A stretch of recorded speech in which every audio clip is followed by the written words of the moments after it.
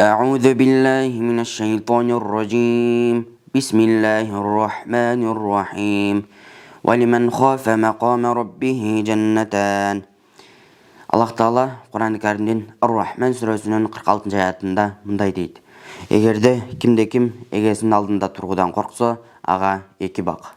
Дағы бір аятында мындай дейді: وَأَمَّا مَنْ خَافَ مَقَامَ رَبِّهِ وَنَهَى النَّفْسَ عَنِ الْهَوَى فَإِنَّ الْجَنَّةَ هِيَ الْمَأْوَى. Ал эми эгесинин алдында туруудан коркуп, өз көңүлү каалаган нерселерден тыйса, анын бара турган жери албетте бейиш. Эч бир көлөкө болбогон кыямат күнүндө 7 түрлүү адамды Аллах Таала өз көлөкөсүнө алат.